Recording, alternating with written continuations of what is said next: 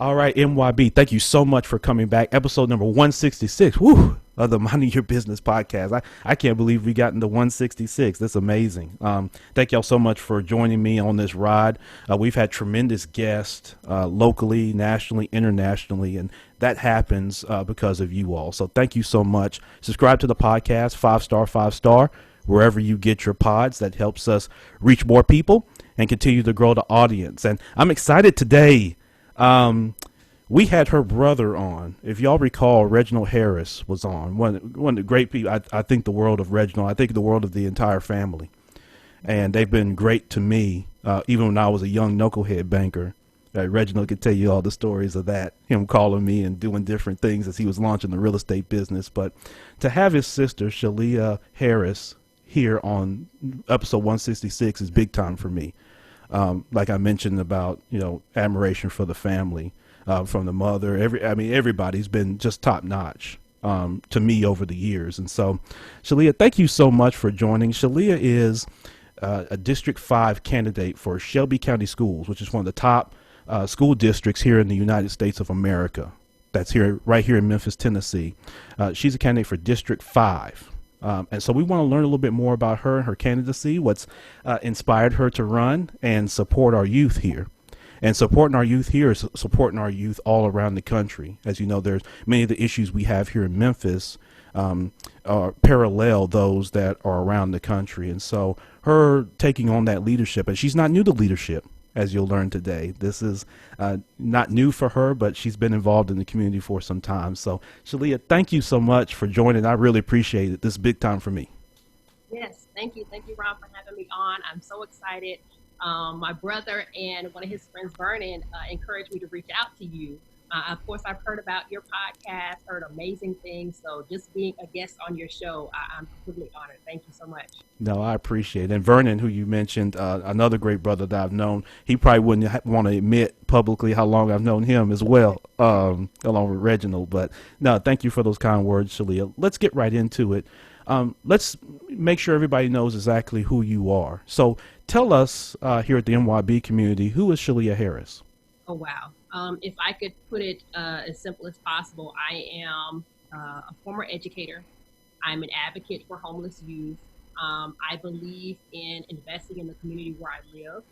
I think it's great to do service outside of the country, in other cities, that's fine. But I believe in taking care of home first. Yes. So what I've been able to do for the past 10 years is really narrow my focus on taking care of God's children. That's what specifically told me to do a few years ago as my reason, my purpose on earth. And so that's what I've been focused on. So I'm a former educator, still heavily involved with education, advocate for homeless youth, both locally and nationally, advocating for different policies that protect homeless children, and then providing resources for them for academic success. And then now in my current role as a government affairs manager, really addressing the digital divide right here in Memphis. Yes. Yeah. And let's get into it because there's a few issues to unpack that you mentioned. So homelessness, for example, right. I think many people, it's hard for them to fathom, Sheleah, that there are children out here right now today that have either sketchy living situations or no home support living situation. Talk about the depth of that problem, because I think there's some people that might listen to this that that may be foreign to them, right. And wherever you're listening to this MYB, that may be foreign to you, but it's a very real issue, right? Right. And it was foreign to me. When I first realized that there were children that were homeless, I was still in the classroom. It was my last year teaching. I saw adults on the streets. I knew that we had homeless shelters. Like, I had that awareness, right? But it didn't dawn on me that, well, if they're adults, there probably are children too. Of course. And I'd never thought about it. It was my last year teaching. I remember it like it was yesterday. I had a student in my class who his behavior changed drastically. And I was a pretty young teacher, and I had high school, so I had teenagers all day long. So I had to be, out singing lessons, dancing, trying to keep my students engaged. I mean, you would not go to sleep in Miss Harris' class. Right.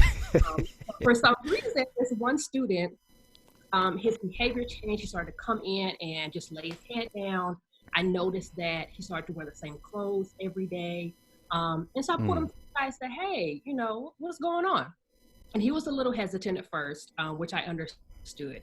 But after talking with him, because we already had a relationship, he was more open to explaining to me what was going on. Yeah. And coming to find out that he and his mom were homeless. And they had nowhere to go. They were actually living in a car at the time. And it hit me so hard. Like, I'm sitting here, as an educator and thinking that I'm investing in my children, and there's one that's falling through the cracks. Yeah. How did I miss this? How did I let this go on? Like, I was blaming myself. So as soon as he told me his living situation, I ran across the hall to God and said, hey, we have this student. He needs some resources. This is his current situation. What can we do? And it was really tricky because we didn't want him to be taken away. Right. Because they weren't in a stable living condition. So we had to be very careful with that. But as we were doing research on what can we provide this child, it was very limited. We see a lot of services for 18 and up. We see kids K through 12. It's very limited. And so we were able to grab a few resources that we could, some clothes, some food. We were able to get them in some temporary shelter. But after that, what happens? And I started to think about this. If I have this one child in a affluent school, I would say, if I have this one child here that's homeless, how many other kids in Memphis are experiencing the same thing? Right. So research. I looked up different laws that protect homeless children, which is the McKinney-Vento Act. I looked up other organizations in Memphis that might be doing work for children. I didn't find any. Wow. At all, that were specific to K through 12 homelessness. Yeah. I didn't see any. And instead of complaining, another complaint, well, the city's not doing this, this, and this, and this. I'm going to find a solution. I don't want to be another complainer. I want to be a solution-oriented leader. And there you go. I did a little research, made sure I had all my ducks in a row, filed the paperwork to get started a nonprofit. But I think it was important for me to start research first because we have so many nonprofits in Memphis doing a lot of the same work instead of collaborating and bring another organization.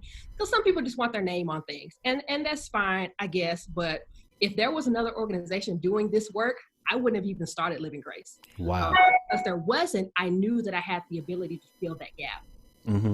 With much prayer, and direction from God, we started Living Grace 4 school years ago. And we've been going ever since. Every single month we provide school supplies and toiletries, college and career readiness, healthcare referrals, housing referrals, transportation, everything that child needs for academic success in the classroom. That's what we've been trying to push for. We've been able to push 2 bills forward, advocate for 2 bills that are now law. One of them requires the state of Tennessee, all universities and colleges to have a homeless liaison on campus. So when they graduate high school and they want to go to college, they have someone on campus to support them. So that is by law. And then in addition to that, we advocated for youth that are under 18, if they needed to get their personal, like their ID card or their birth certificate, they would be able to get that without consent from an adult. Yeah. So you can never have a few milestones, but there's a lot of work to do. Like I said, I had no idea that we had homeless youth in Memphis, but provide a solution. No, thank you for that, because I think that helps give some color to something that's a real issue that, again, people don't it's not on the forefront of all of our minds, and it should be. And I loved your transition from leader in the classroom of teaching youth to developing, your organization, and something that was going to make me shout when you said it, because we could do a whole episode on people starting organizations where there's a lot of them out there, and you doing the due diligence and the research to see, maybe there's an opportunity to partner, or if there's not an organization doing that, you launch your own. And I wish, specifically here in Memphis, we would do more of that. Because I think we've got a lot of overlapping in resources getting spread out so much because we don't collaborate enough. When we start and launch these great organizations with these great missions, but we get, like you say, a lot of people doing a lot of the same thing. And so Sheleah, leads me to my next question, which is, you're running for District 5 here in Memphis. What is District 5? What's the area geographically that it covers? Because I want to make sure that everybody's aware of the district, and if they live in the district, that they obviously can support you. Right. So District 5 with Shelby County Schools consists of all of Cordova. So if you live anywhere in Cordova, 38018, 38016, I think it's a couple other zip codes, anywhere in Cordova, or if you live in the Bolton, Barracks Chapel area. Yes. Going up down Brunswick. So if you live in those two areas, you're in District 5. Yeah. Excellent.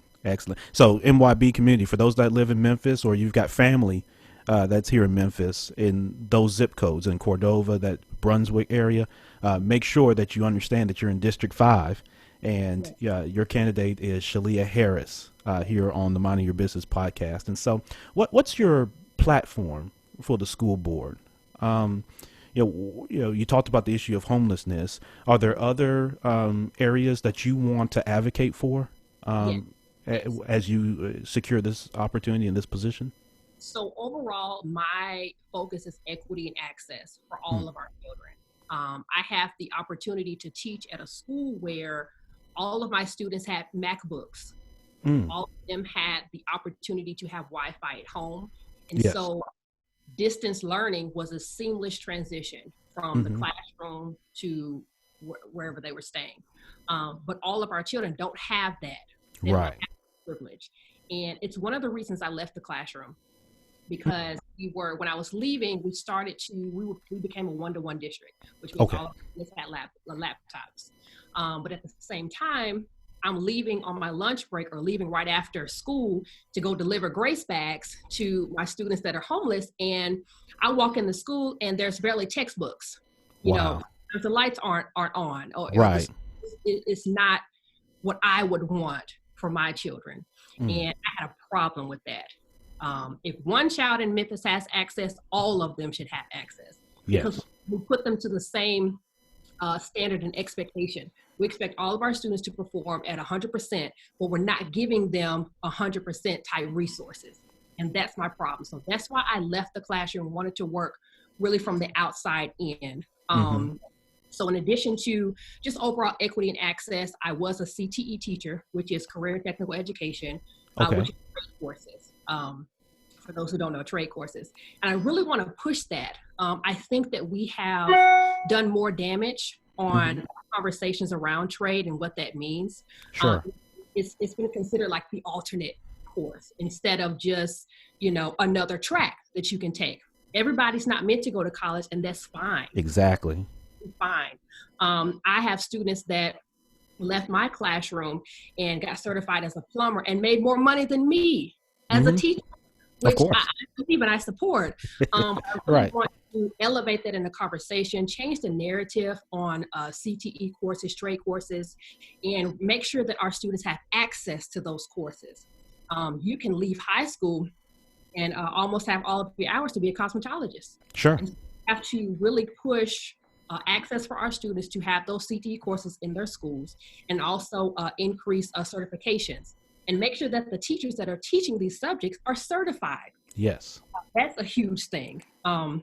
So of course, homeless youth, elevating the McKinney-Vento Act, making sure that we as a district are holding ourselves accountable, making sure that we're doing our part, following the law, increasing CTE courses, changing the narrative on trade.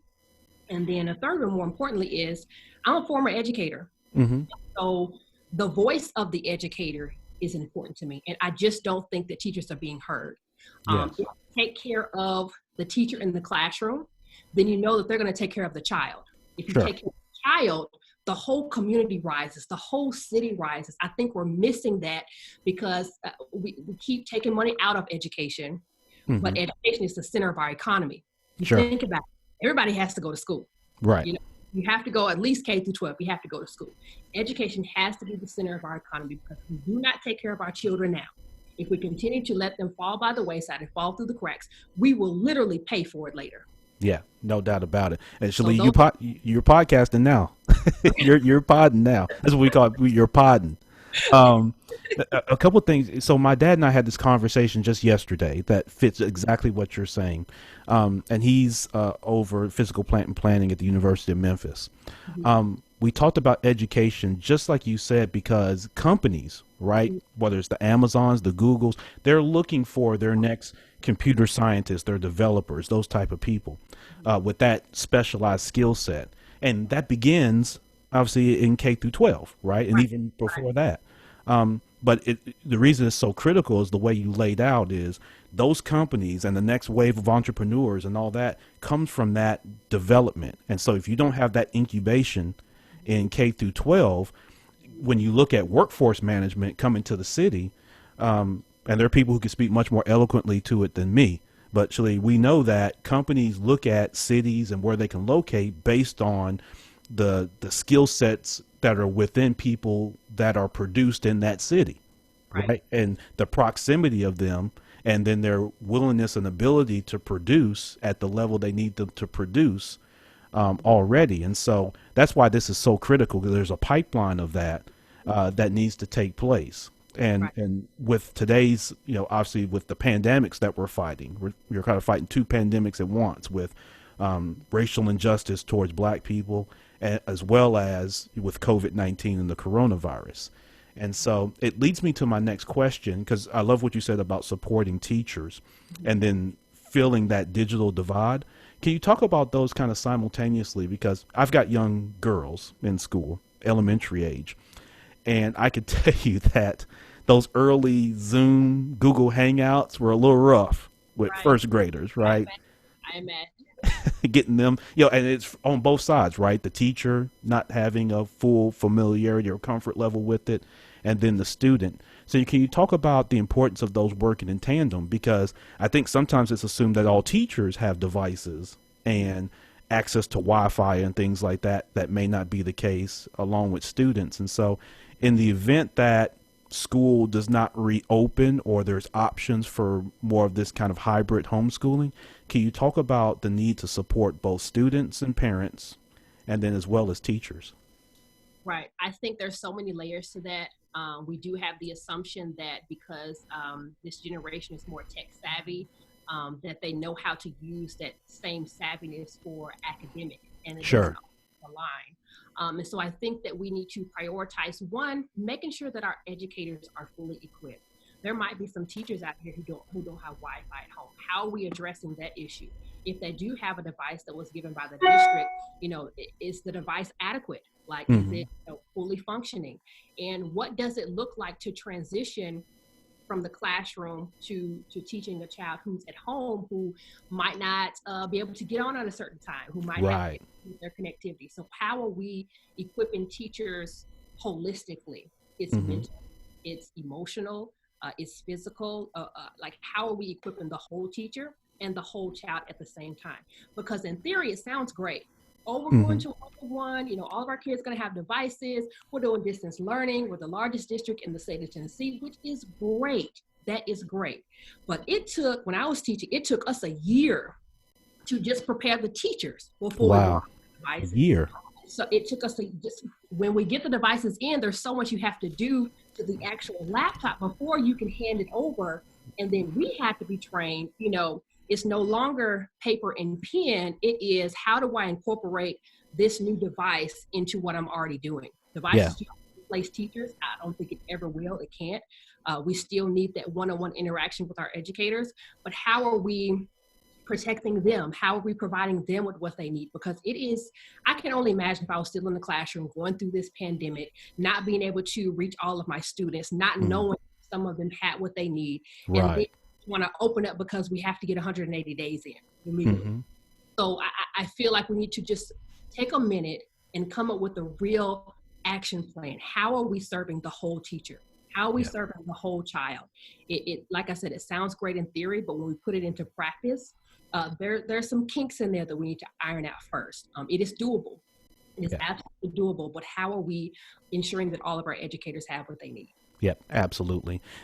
Sheleah, what are your thoughts then as you speak to the COVID-19 status of things right now and come August, right? So if you talk to parents, there's concern about one, is school going to be open or not? Mhm. If it is, what's the risk factors? Obviously, all of this is about managing risk aversion, right? With everybody that's involved, kids, parents, vendors, teachers, administrators, everybody that's involved with the whole process. So there's one side of if school does open, right? Right. There's another side if school does not. And for many parents who, obviously have to work, Mhm. their concern is, childcare not being there, but then school, which serves it for in some way kind of quasi childcare, even though it's for education, for people to be able to work, and everybody doesn't have the opportunity to work from home, obviously, depending on the type of work in the industry. So, how would you be prepared, and how do you think, as being part of the school board, you all would be prepared in a unified setting to help address some of those issues, knowing it's a lot to unpack, but we're 60 days or so away from school being prepared to open, and I think there's some angst amongst parents as to what that'll look like. Right. I'm going to be honest with you, Ron. This has kept me up at night, and Wow. I'm not even seated.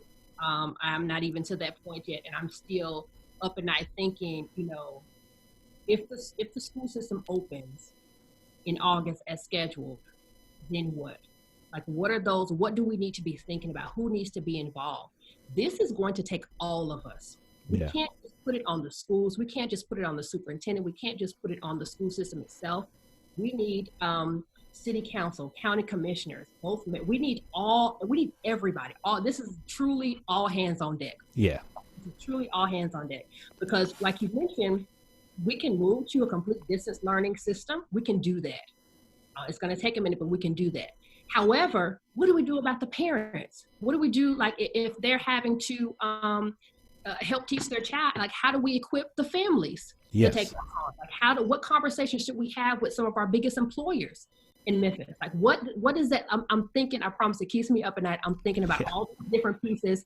What do we do about students who have different learning ability? I don't believe in the word disability. I say different learning ability. Yeah. So what do we do about students who have different learning abilities? How are we addressing their emotional and social development? How are we making sure that our students have food every day Mm-hmm. in the home? Like, it's one thing to have these sites, which I think is phenomenal. We've done a phenomenal job as a city to ensuring that our children and our families have food. But how do we continue that? Like, Yeah. what type of funding needs to happen? What type of investment needs to happen? It's so many layers. And to be honest, nobody has the right answer. Yeah. Nobody. I've looked at other districts across the country. I've watched the news, and nobody has the real answer. It's all of it is, we'll see. Let's Yeah. just see if this works. But it's so scary to go in, well, let's see if this works, because it's at the expense of our children. Mm-hmm. And I'm concerned. And as Yeah. a community member right now, there's no way, if I had a child, there's no way I would send my child to school right now. Our numbers are increasing, like, Right. we've ever seen day by day. We still don't understand this virus. It is a virus. It is not just, common cold, or, you hurt your toe or whatever. This is a virus that continues to spread. We don't know the full parameters of it. It's a scary time. It's uncertain times, but we have to be certain and trust that we're always going to put our kids and our educators and our families first. We have to be certain of that and really make those decisions that will benefit them. Don't make financial decisions. Don't say, oh, we have to do this because we have to make sure we get the money in. Who cares about that, honestly? Because if Yeah. we start losing our kids, we have a bigger issue. Yeah, absolutely. And it's kind of like I mentioned earlier, Sheleah, this whole thing, whether it's the school system or just around the country, it's a combination of comfort and risk aversion versus death, right? So there's the extreme of the risk aversion to death, right? Against the economics of planning and doing, right? So it's an economic risk aversion death all bundled together, and that, in our country at least, always creates, whether it's divides or it's difficult to make decisions because they operate in two kind of extremes. And so I love the way you put that holistically we all have to work together, and this is it gets accomplished through leadership, right? And so MYB, one of the leaders that is looking for your support is Sheleah Harris here for District 5.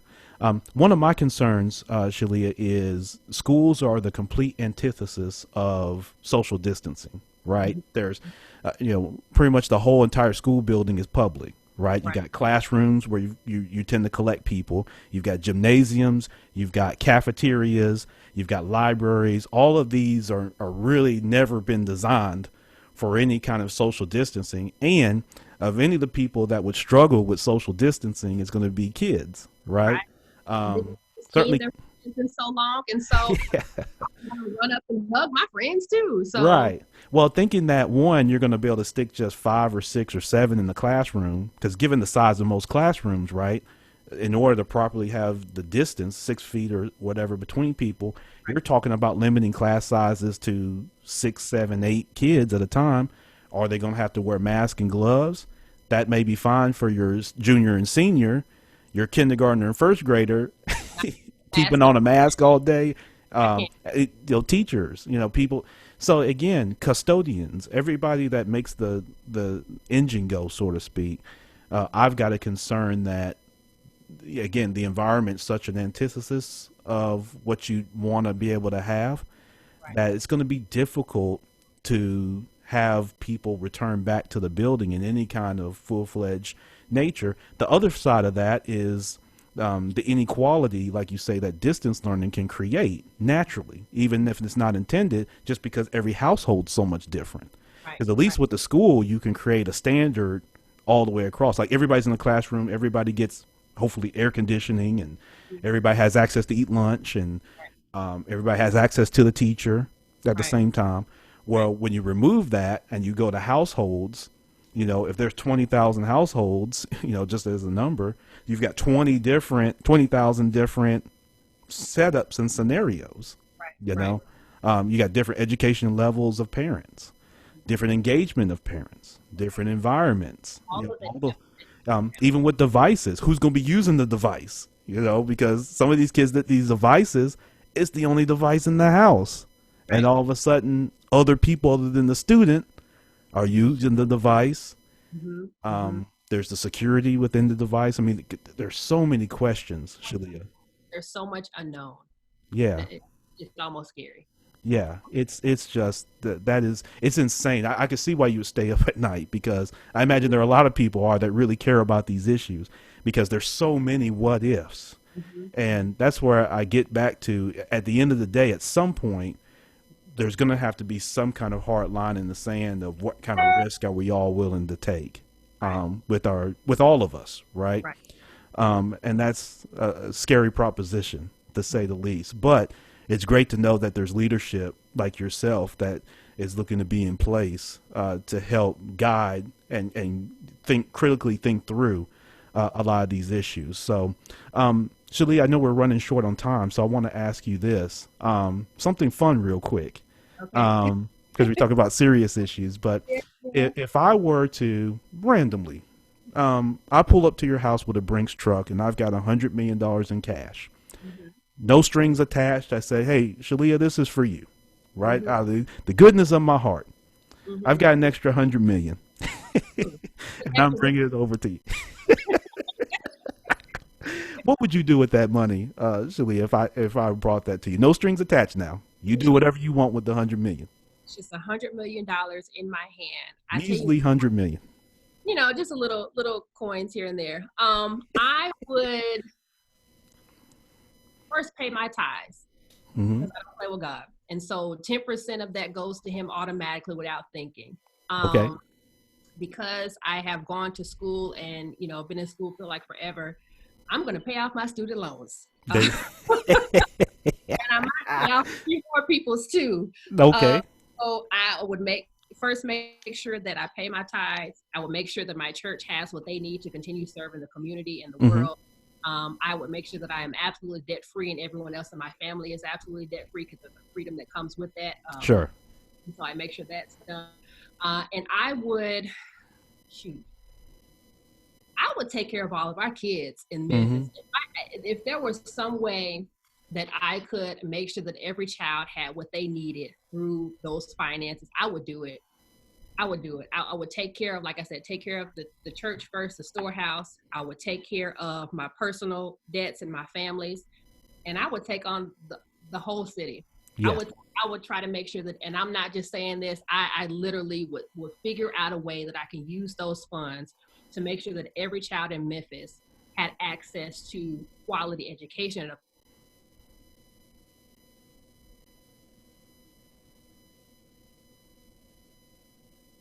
Yeah. Okay. Yep. Yo, you there? Okay. Yeah. But yeah, it sounds a little cliche, but I would do it.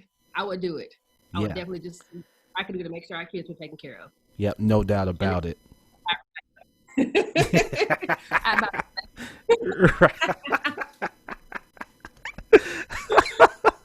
Hey, listen. Oh my goodness. So, Sheleah, as we wrap up, what are one or two best practices, just from you personally? You've been successful. I've been able to observe your work for some time, even from afar. And you've been successful from a young age. What are one or two things that have worked for you that you think will work for others? A lot of people are struggling through this time. They're concerned about the future. It's difficult to plan. People have been impacted with their employment. They've been impacted with their health. What are one or two things that have worked for you that you stick with that you would like to share with others? I think my biggest thing is staying grounded in my faith. Mm-hmm. I am solely invested in my relationship with God. Yeah. And it's kept me grounded in everything that I do. Even when I'm uncertain in what's going on around me, I'm certain that he still has me covered, and he's still protecting me, and he's still leading me and guiding me. Like, that is the biggest thing for me. Just staying grounded from him, from God. I got my purpose. And, he kind of gave me my assignment while I'm on earth. So that's what gets me up in the morning. Knowing that, as long as I have breath in my body, I still have work to do, and still let me get to it. So that's one huge thing, just staying grounded in my faith or whatever it is that you believe in. Stay grounded in that and let it keep you balanced. Another thing that I will add to that is pursue excellence. Everything that you do, pursue excellence. There is no space for mediocrity anymore. There is no space for people coming in and just doing, good enough. We don't have time for good enough. Yeah. Our children deserve excellence. Our families deserve excellence. Our community deserves excellence. Whatever sector of work that you're in, whatever sector of service that you're in, pursue excellence. Always give 100%. Like, you owe it to yourself and you owe it to the world around you. Like, we're taking up space while we're here on earth. It's what we owe. Give your 100% every single time. Sheleah Harris capping it off for the win there. Great points of best practices for people to adhere to and consider as we go through these unprecedented times together. Sheleah Harris is our guest today. We thank her so much for being here for episode 166 of the Minding Your Business podcast. I know she's got a hard stop because she's got more work to do, as she mentioned, but we appreciate her taking time out. Real quickly, Sheleah, how can people get in contact with you? How can they support you? Sure. There are many ways. If you'd like to support me in this campaign, you're more than welcome to provide a financial donation to SheleahForSchools.com, SchooLS.com, SheleahForSchools.com. We have 26,000 registered voters in District 5. We're trying to reach every one of them, so financial support would really help that. If you're interested in supporting Living Grace, my nonprofit, livinggracememphis.org. You click on the link, you can donate, you can volunteer, be involved with what we're doing there. But just do something. I encourage people to do something. A lot of times we try to take on these huge tasks and, try to take over the world. Just do something. Do what you can do and do it well. So in order to support me, either this campaign, SheleahForSchools.com, or support a nonprofit organization, livinggracememphis.org. Yep. Excellent. Thank you so much, Sheleah. And again, thank you so much. Best wishes to you personally and professionally. Best wishes to you in the race. We look forward to your leadership there on the school board. And I want to be able to have you back after everything to kind of get your thoughts and kind of formulate kind of what you see on the next step in your leadership pathway as you work with the school board members on behalf of our youth and our parents and our community. So thank you so much for your service and for what you're doing. And thank you again for your time. All right. Thank you, Ron. Thank you. Thank you. All right. Thanks. We'll catch you next time. Thanks, Sheleah.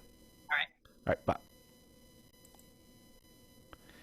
All right. So that was Sheleah Harris, candidate for Shelby County Schools District 5 here in Memphis. That's the Cordova area, 38016, 38018, as well as the Brunswick area, which is kind of northeast of Cordova, heading up towards Bolton High School. So if you like what you heard with Sheleah and you want to support her, the links that she mentioned will be in the show notes. So check the show notes, MYB, where you can see that and get involved with her. If you choose to make a financial donation, feel free to do so.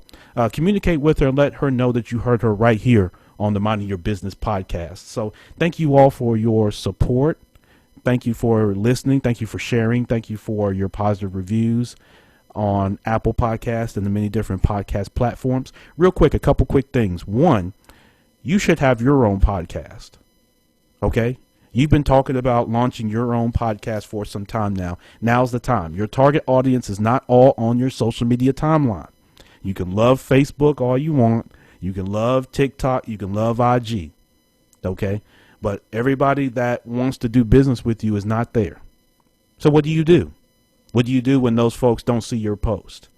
The folks that want to do business with you, not just the folks that give you the attaboy or attagirl, but the people who send their cash app, the people that write checks, or the people that support and really want what you provide.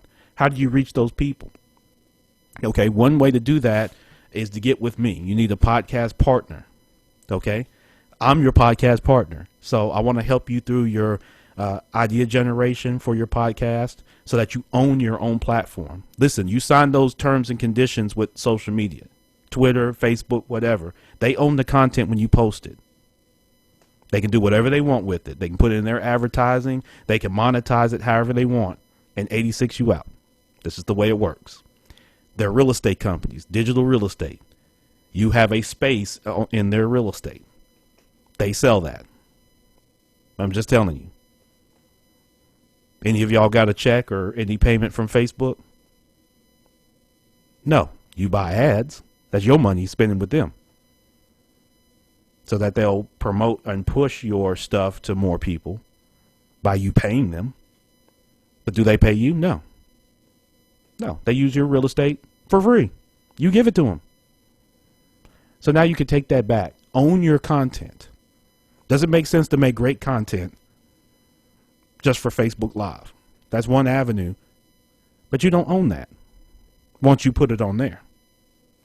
With your own podcast, you own your own feed, so it's yours. Okay? You can monetize your podcast. There are many ways to do that. All right? I can help you do that because I'm doing it. That's my credibility. I've been doing it for going on 3 years now. And this podcast reaches a vast, diverse audience all around this country and all around the world. So let's do that. Brandyourpod.com. Own your own podcast content. Let's get started today. We'll start with just a discovery conversation. And it's yours. It's not mine. It's not anybody else's. It's your podcast platform. Help you with the equipment. Help you with everything that you need, structure-wise, equipment, technical-wise, everything to get launched and to do your podcast on your terms. Okay? Also, another way to get your business out there, the Minding Your Business directory is out. It is out. Thank you for all those that have supported it, those that are in the directory so far. You can go to themybpodcast.com/team. That's THEMYBPODCAST.com/team, TEAM. That is where you will find our online directory. For $240 a year or $30 a month, you could be added to this directory. This directory is not just going to sit on our website where nobody sees it. Okay. We have people that are visiting our website since this COVID-19 hit. our numbers are up about 28% since the middle of March in terms of people, just individuals going to our website and spending more than a minute on the website, more than 60 seconds. Keep in mind, I am endorsed with 11 state banking associations. Okay. That's different than radio stations. That's different than networks. Those folks are great, but they'll take content from anybody, right? If your content is coherent and you beg the hell out of them enough, they'll take your content. Okay. State banking associations are different. Why? Because they vote on it. There's a majority vote by their board, right? And their leadership has to approve it. So it's not just you stroke them a check and they do whatever you want. Doesn't work that way. And they're just not searching for any old content that they can get that sounds halfway decent. All that is great, but this is different. So this will go out to state banking associations, that will go out to their members. Bankers are great people with disposable income that would love to know about your business or your organization.